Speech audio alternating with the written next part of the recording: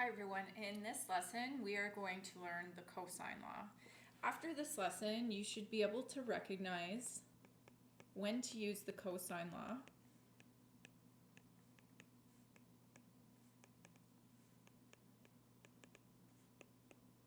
Okay, and what I mean by that is instead of the sine law. So we know that the sine law only works sometimes. This is obviously for non-right triangles, because for right triangles we would be using SOHCAHTOA. Okay, and the other thing I need to be able to do is solve for sides and angles using the cosine law. So to motivate the purpose for the cosine law, let's first take a look at this triangle. So we can see it's a non-right triangle. But I also notice that I cannot use the sine law. If I were to write out the sine law, sine capital P over lowercase p equals sine uppercase R over lowercase r, sine uppercase Q over lowercase q. Okay, we will see that we won't be able to solve for any of the unknowns because we don't have a side angle pair that we can use in the formula. So if we were to fill this in, I would get sine 70 over p equals sine r over 13 equals sine q over 4, which we can't solve. So the sine law can only be used when you know at least one angle and its opposite side. So that's a clue that I can't use the sine law. And remember that primary trig ratio, SOHCAHTOA, can only be used on right triangles. So we can't use SOHCAHTOA or the sine law to solve a triangle of this kind. So what I want to do in this video is, rather than derive it for you, which I'll do in a separate video, I'm just going to show you the cosine law and how to apply it. So again, if you want the derivation, I am going to put it elsewhere in a separate video. So let's just consider a triangle that hopefully looks like it is not a right triangle. Okay, and what I'm going to actually do is write out the cosine law, but I'm going to show you a way of hopefully memorizing it. Okay, so this is the cosine law.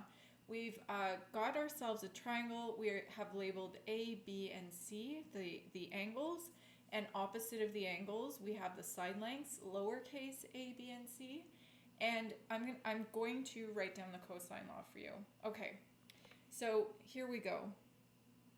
A squared, the side length a, to the power of 2 is equal to b squared plus c squared. Now, this at first sight looks a lot like Pythagorean theorem, but it isn't, okay?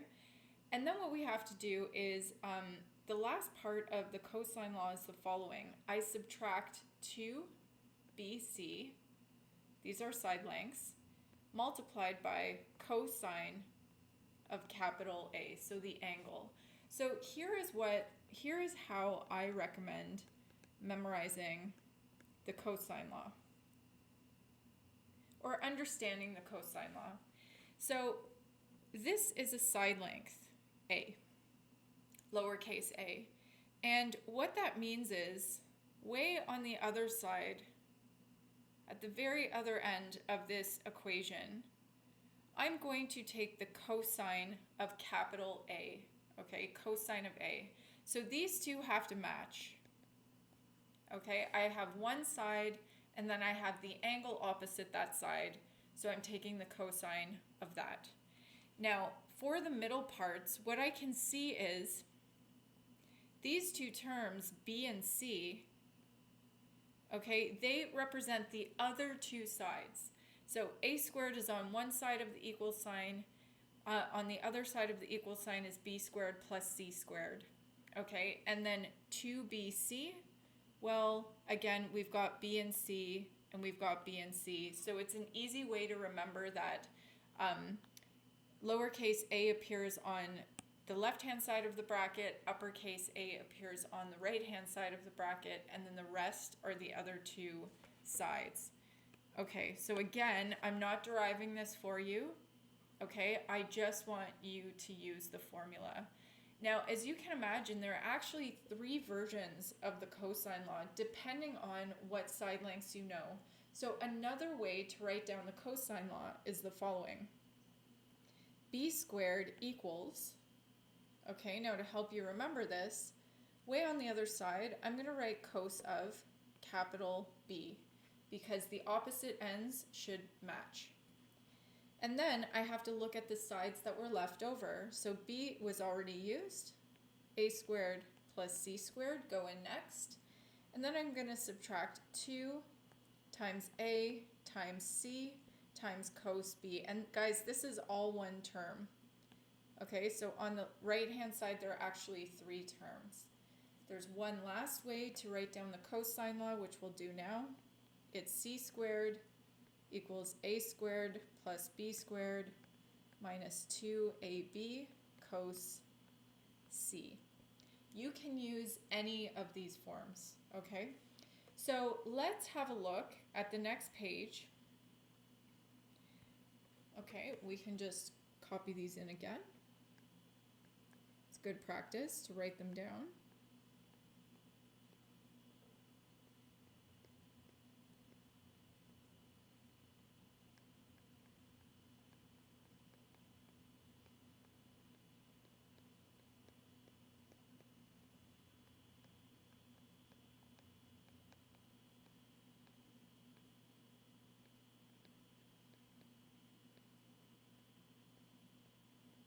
Okay, so when can the cosine law be used? Well, what's pretty amazing is you can use the cosine law when you have all 3 sides and no angles. So you can use the cosine law to find an angle. You can also use the cosine law when you know 2 sides and the angle in between them. Okay? When do we use the sine law? Well, the sine law, we have to look at angles and opposite sides, okay?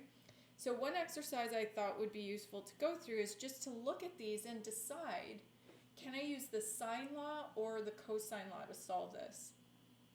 Okay, when I look at the first one, PQR, this was actually in our first example, and we cannot use the sine law, but we can use the cosine law because I know 2 sides and the angle in between them.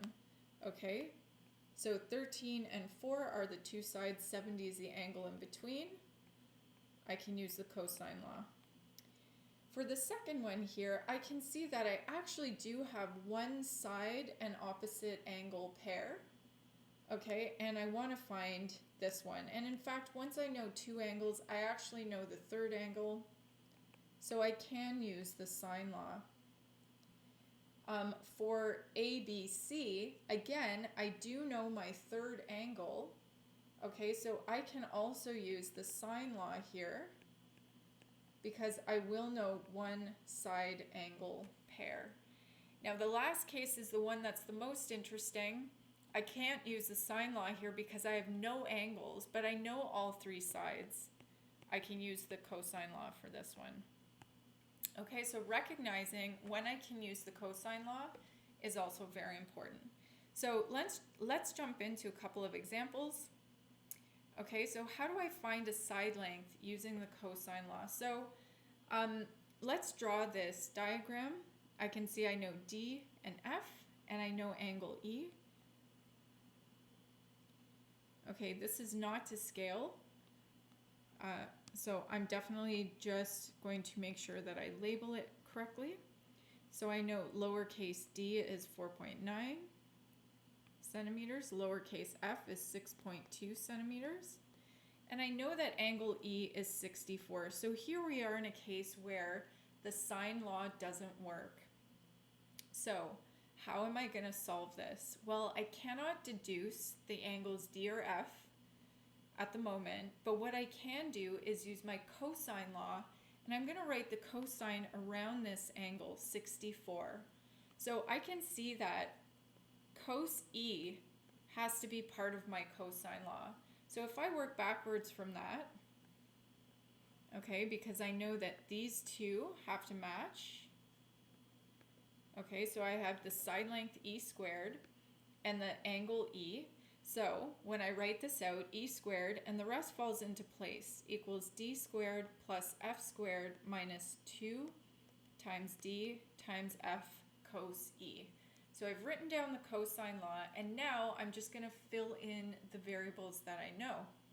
So E is what I'm actually going to find with this equation.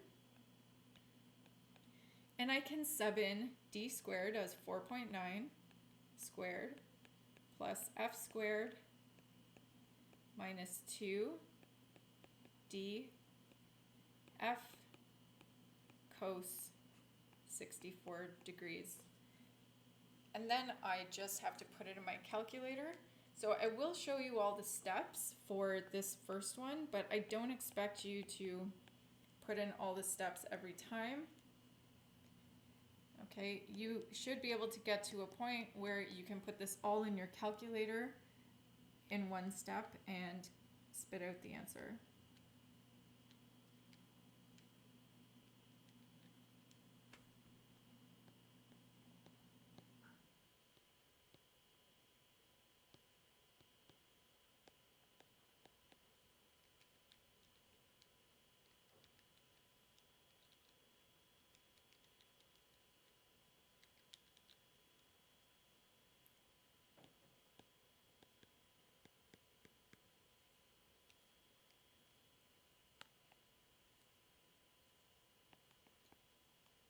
So I'm getting a length on E to be 5.98.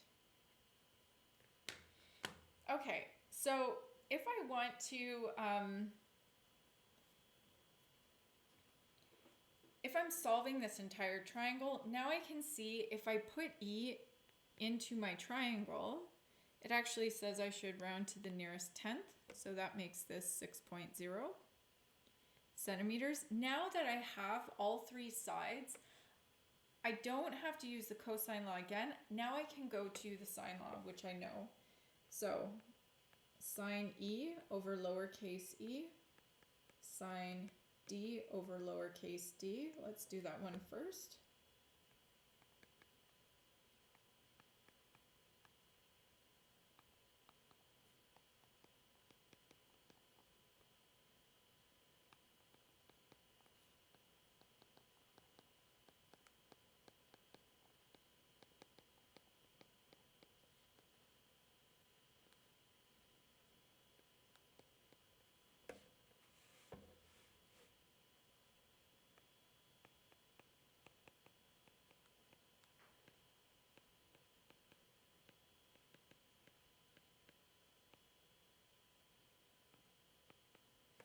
All right, so make sure we're using the sine inverse button.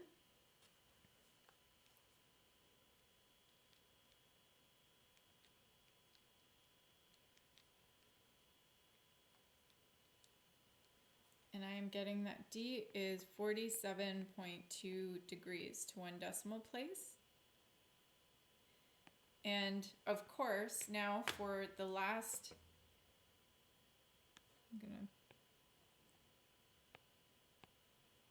for that last angle, there's no need for me to use any formulas again.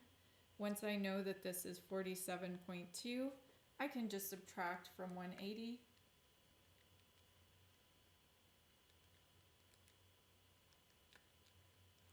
To get my final angle, 68.8 degrees.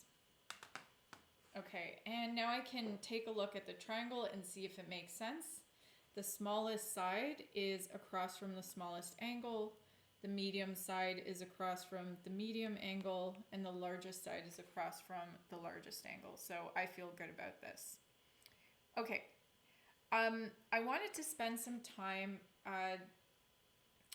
going over something that is a common mistake when I teach this course, and that is for the case where I have to isolate for an angle.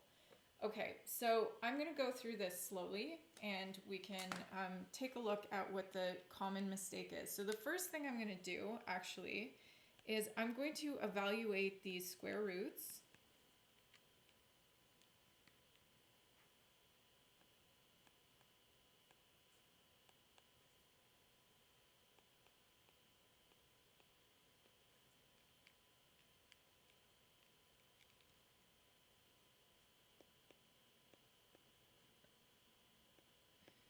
Okay, and I'll tell you that the common mistake happens at this point. For some reason, guys forget about BEDMAs and they simplify all three of these terms together. Okay, but we know that that's not correct. The reason that's not correct is because BEDMA says that multiplication has priority, and those two things, the 18,000 and cos C, those are glued together. Okay, so if I do this, it's a mistake. So do not combine these terms. What we're going to do instead is, using BEDMAs properly, we're going to subtract 8,100, we're going to subtract 10,000, and we're going to leave 18,000 cos C on the right hand side. Then I evaluate my numbers on the left hand side.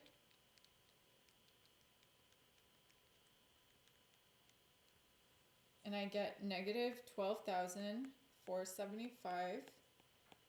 And it's okay, we're allowed to have negative numbers. And now I'm going to divide both sides by negative 1,800.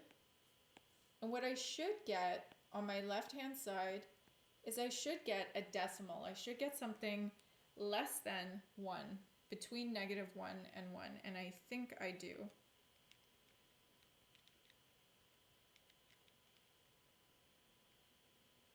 So I get that my left-hand side to 4 decimal places is 0.6931 cos of C. And then, of course, to get C by itself, I need to take the cos inverse.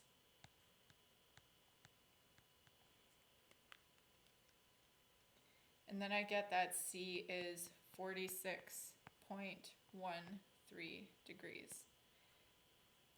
So if you do this incorrectly and you combine those coefficients, chances are you're going to get an error when you try to solve for the angle C. So that's a clue that you've made this mistake. Okay, so let's try one. Let's try an example of finding an angle using the cosine law. Okay, so again, not to scale, but I have a triangle A, B, C. I know that lowercase a is 14, lowercase b is 17 centimeters, and lowercase c is 16 centimeters. Okay, so here's an example where I have to use the cosine law, and I can choose which angle I want to find first. So why don't we just choose A? So what that means is I have to build my cosine law around the angle A, which means cos A is going to go on this side, lowercase a is going on this side. I have b squared plus c squared minus 2 times b times c times cos A. So now I'm just going to substitute in the information. A squared is 14. 17 squared plus 16 squared minus 2.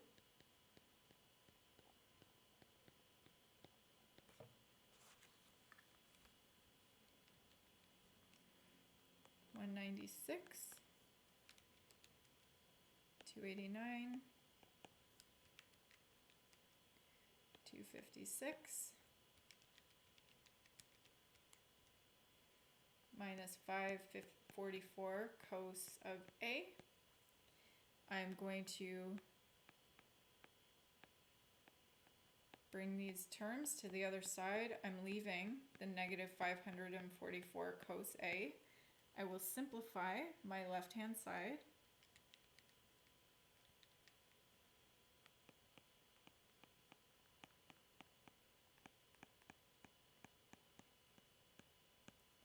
And now I get cos A equals 349 divided by 544, which is 0.6415. And so A is cos inverse 0.6415. That is 50, round to the nearest degree, so that is 50 degrees. All right. So now I know that A is 50 degrees. I want to continue solving this triangle, and I don't, just so you know, I don't want to use the cosine law all the time. The cosine law is a lot of work, and there's a lot of room for errors. So when I can use something else, I should. So I can see that, yes, I could use the cosine law to solve for, let's say, B, but the easier way to do the next step would be to say sine of B over 17 equals sine of A, which is 50, divided by 14. So once I know A, okay, I can flip to the cosine law. So I know, sorry, the sine law. So I know sine B is 17 sine 50 divided by 14, and B equals sine inverse of all of that.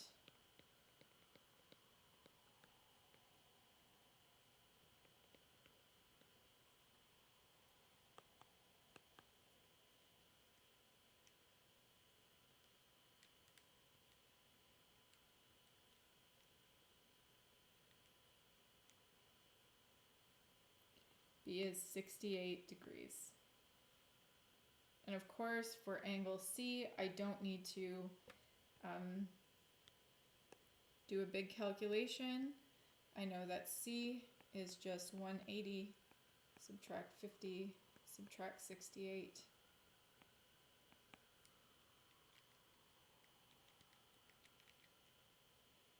$62 degrees.